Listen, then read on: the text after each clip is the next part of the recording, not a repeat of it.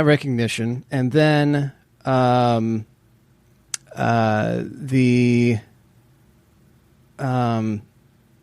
same goes for dogs. You have to recognize, I have a small place. I would want a fairly large dog. That's what I grew up with, and it's not fair to them to be cooped up in this little apartment. I don't even have a yard or anything for them to go out into. It's people who who get a dog because for selfish reasons, and then not taking into account. Well, having a dog is practically having a child. Exactly, I'm saying, and so one day, perhaps, hopefully, I will have the opportunity to have a dog, but it's going to take the right set of circumstances. And when you have a dog, again, it's like a kid too. You have to you can't take just it for walks, feed it. Exactly, just like a child.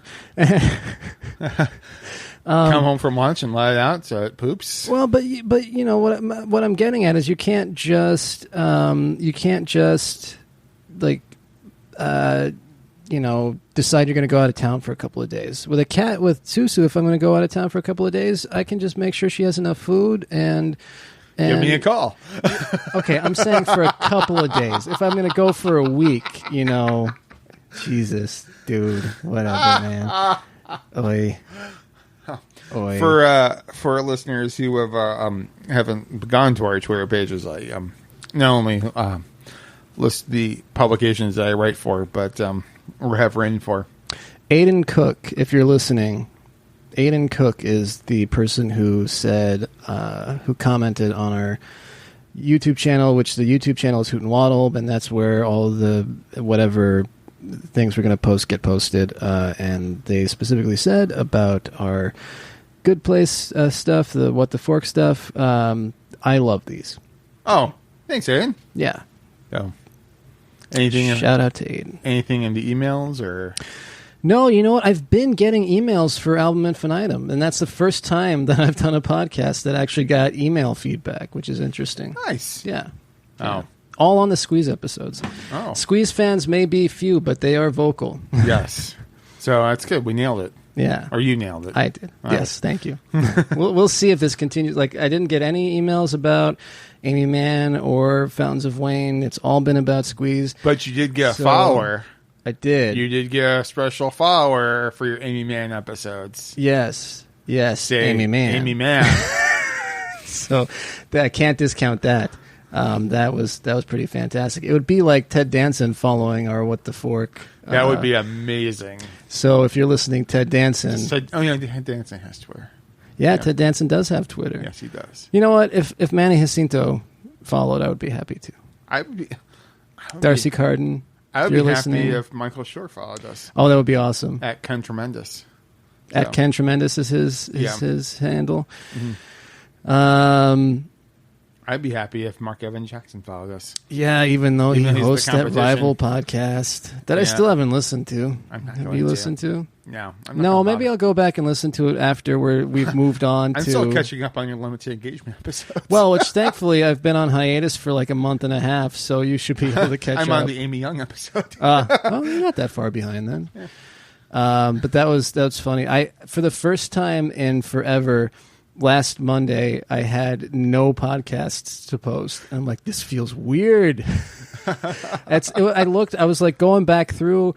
I'm like, surely it was probably last year sometime is the last time I didn't post anything. And I kept going back. I'm like, between shows, it's been more than 2 years since I haven't had at least an episode of something to post. I think Carly and Mark from Yabby might have the same situation that you're in. Because when I saw them as I was walking out the Crescent on Friday, they looked so happy. You know, it's and it wasn't because of me. it's a lot of work. It's a lot of work to and I'm not saying this as a woe is me thing, but you know, and I do minimal editing, as you know. Oh yes, I do. But I do some, and it takes work, and to get all the levels, to go through and edit for sound, I do that. It takes a lot of time, and if it's just me doing all of it, then that's, at one point I was doing 5 shows and managing all of that, and it takes a lot of time and effort, and to suddenly not have to do it, I'm like, I have all of this time. I finished a couple of books.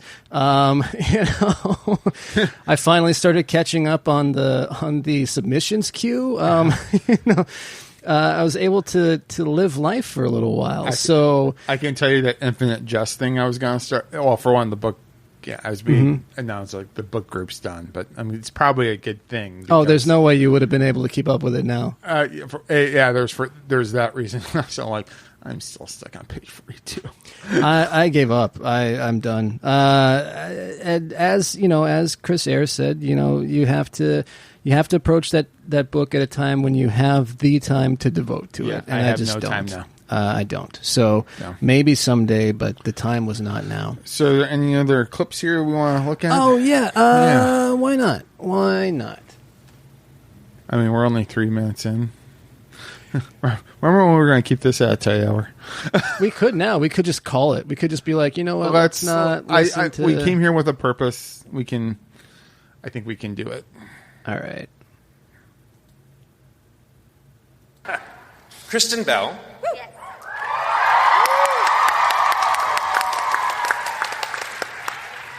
Happy 89th birthday, I guess. Is that? This was funny too. Thank you much.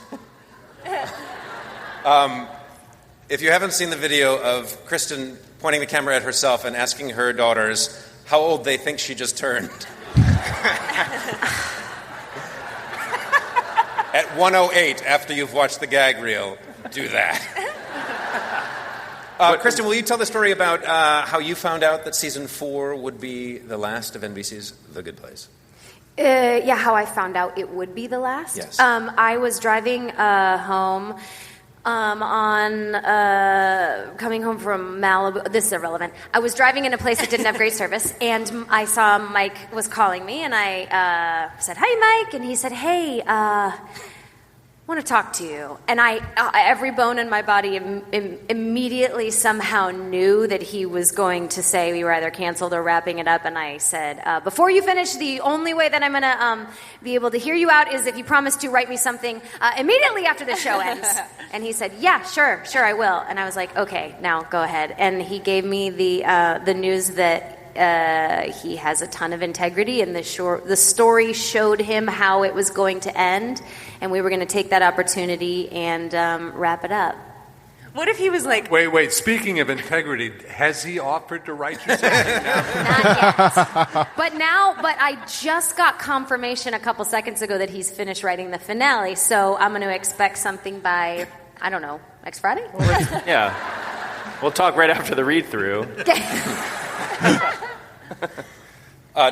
The rest of the cast, you've known this for some time. You've known that season 4 would be the last. It's bittersweet, is it not? Well, Mike isn't writing us anything. I don't know about you guys anyway.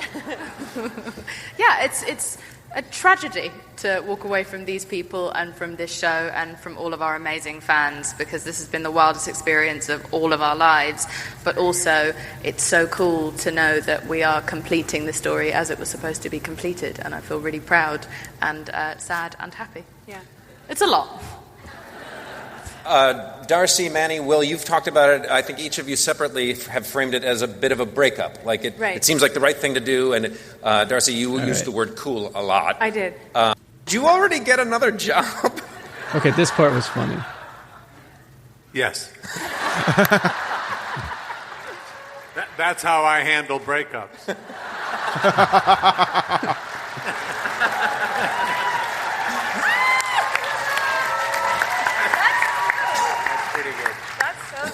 You can't divorce me. I quit.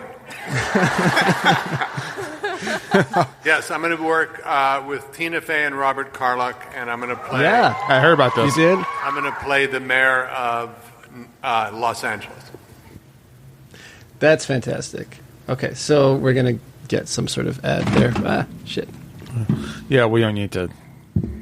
So yeah, I heard about that, and that makes me very sounds happy. really cool. Yeah, the fact that Ted Danson's going to be working with Tina Fey, whom I love for multiple reasons. And that, yeah, I'm looking forward to that. Me too. I haven't seen her. I saw a couple episodes of the show she did, Great News.